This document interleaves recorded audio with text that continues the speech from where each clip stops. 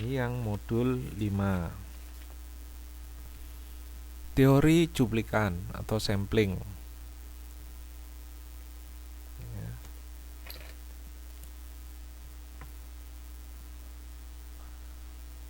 Nah,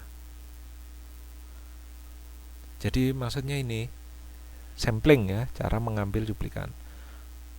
Ya, misalnya ini ada keranjang apel, ya, keranjang jeruk.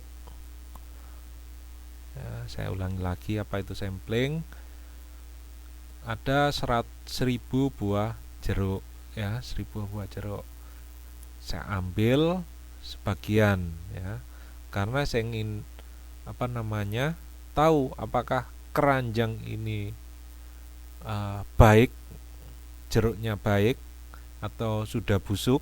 Maka kalau saya cek semua, ya tentu saja paling benar adalah cek semua. Tapi kalau cuma 10 enggak masalah. Tapi kalau keranjangnya isinya 1000 itu yang masalah. Karena apa? Yang ngeceknya 1000 kan lama. Maka saya ambil samplingnya. Misalnya saya ambil 10, ya. Nah, ini namanya N10. Jumlah samplingnya 10. Jadi misalnya ini populasi distribusi normal dengan probabilitas Px, ya, rata-rata mu,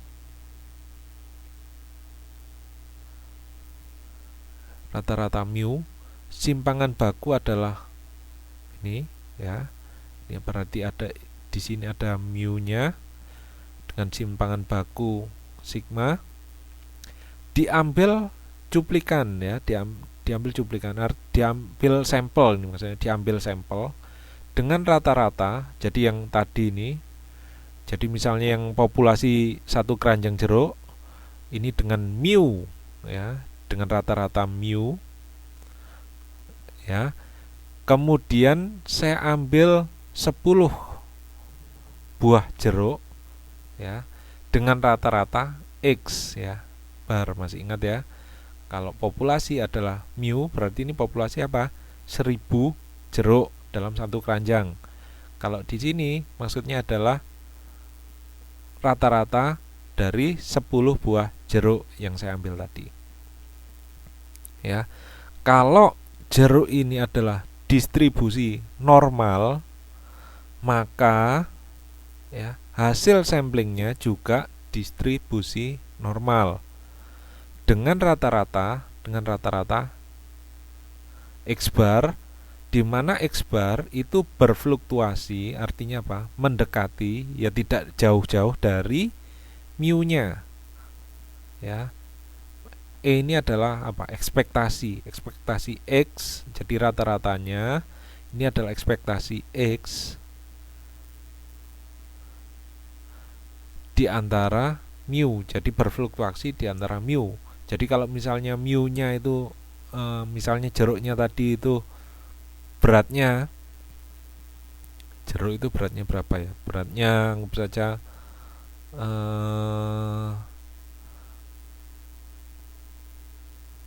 berapa? 5 gram, ya. Atau kok 5 gram? Ya, misalnya jeruknya itu beratnya berapa? 100 gram, maka mu-nya itu antara 100 gram tadi, rata-ratanya mungkin 100,1, 100,2 dan seterusnya. Nah, ini yang berfluktuasi di antara mu dengan simpangan baku. Nah, simpangan baku di sini kan, jadi kalau di sini diketahui ini simpangan populasinya, maka simpangan X-nya atau simpangan sampelnya itu adalah sigma dibagi dengan angka N. Kalau tadi N-nya 10, maka sama dengan sigma dibagi dengan akar 10.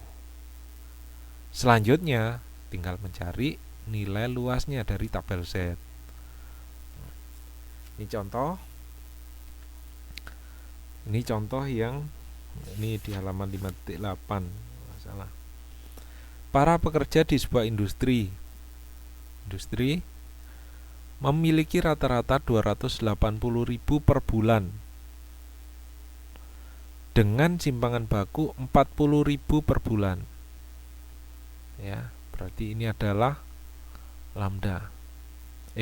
Sigma. 280 itu apa? Mu.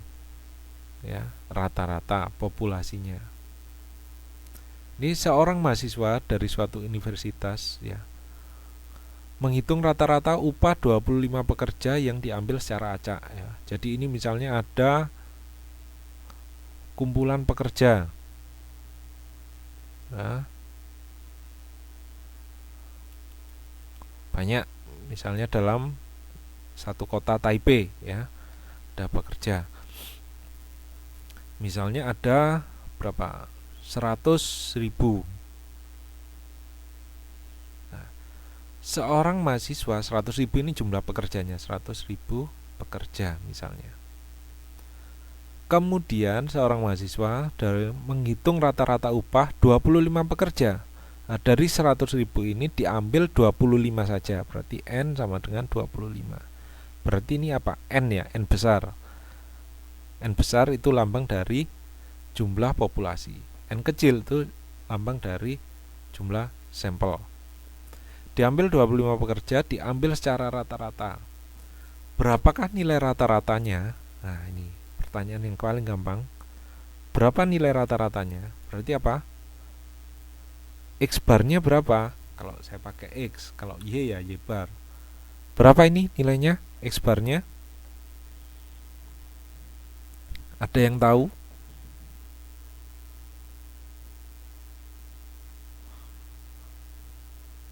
Halo? Tidur ini. Bangun.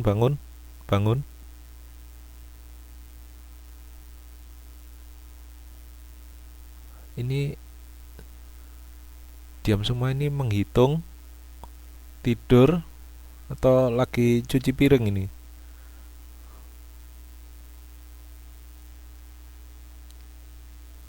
Oh, gitu. Ya, berapa? Pertama, nilai rata-ratanya saja. X barnya berapa?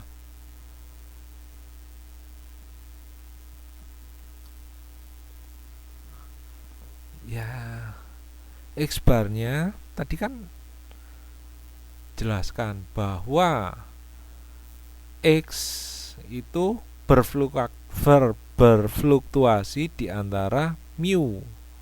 Artinya apa? Mendekati dengan mu. Berarti X-nya dianggap saja sama, yaitu 280.000. Sama dengan mu-nya.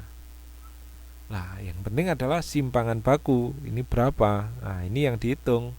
Simpangan baku apa? Simpangan baku dari cuplikan. Berarti X. Nah, ingat X sama dengan sigma populasi dibagi dengan akar N. Berapa? Sigma populasinya adalah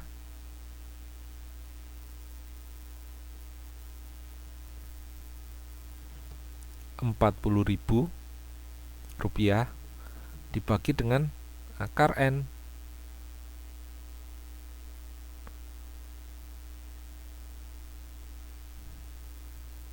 8.000 ribu ya. Nah, itu. Jadi rata-ratanya tetap 208.000, simpangan bakunya 8.000. Tuh. Nah, kalau yang tadi bedanya apa ini? Kalau yang tadi itu sudah jelas bahwa populasinya itu adalah apa? Populasinya adalah normal baku. Tapi kalau yang ini, jadi suatu populasi rata-rata cuplikannya selalu berubah ke bentuk distribusi normal dengan semakin banyaknya anggota cuplikan dengan rata-rata mu dan simpangan baku. Jadi ini adalah populasinya nggak mesti distribusi normal, ya, tapi didekati dengan hasil samplingnya, ya, itu menggunakan distribusi normal dengan sigma X sama dengan sigma per akar N. Ini sama yang tadi itu. Bedanya apa? Kalau yang tadi distribusi normal, ya, simpangan rata-ratanya ya mendekati normal. Tapi karena ini tidak mesti normal, maka simpangan rata-ratanya ya nggak mesti dengan populasinya. Nah, contoh ini halaman 5.12.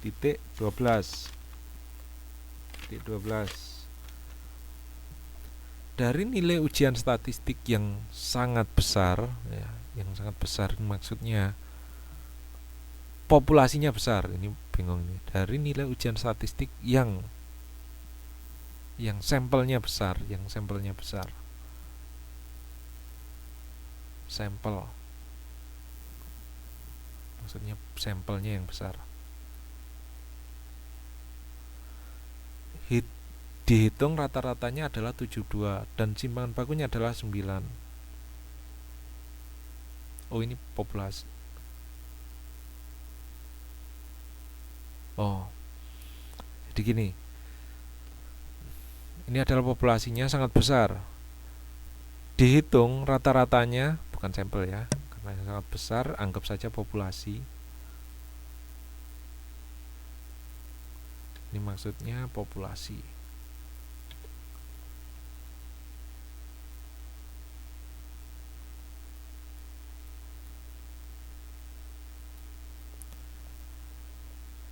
Rata-ratanya mu, simpangan bakunya sigma, berapa probabilitas bila diambil sebuah cuplikan, ya, acak sebanyak 10 pelajar. Berarti ini N.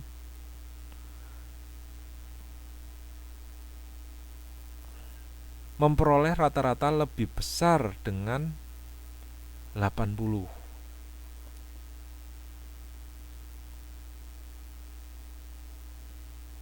Dengan rata-rata lebih besar dengan 80. Jadi gimana gambarnya ini?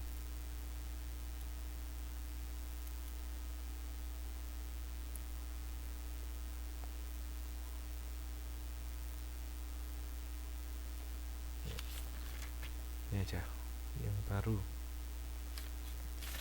Halaman berapa tadi? Halaman, oh iya, di situ ada 5.12 ya. 5.12. Udah sekalian penjelasannya. Pak, saya jelaskan lagi.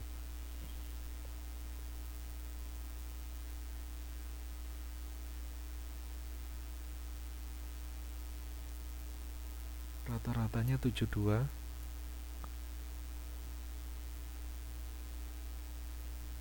Ini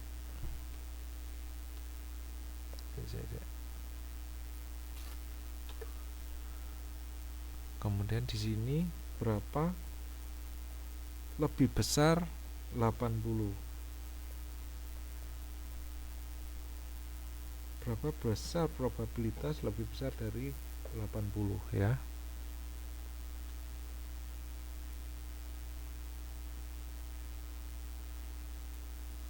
Ini ya, lebih besar berarti ke kanan. 80, 81, 82 dan seterusnya. Nilainya 80. Tadi diketahui bahwa mu sama dengan berapa? Mu-nya sama dengan 72. Kemudian sigmanya adalah 9. Berapa probabilitas X lebih besar 80, ya, ini.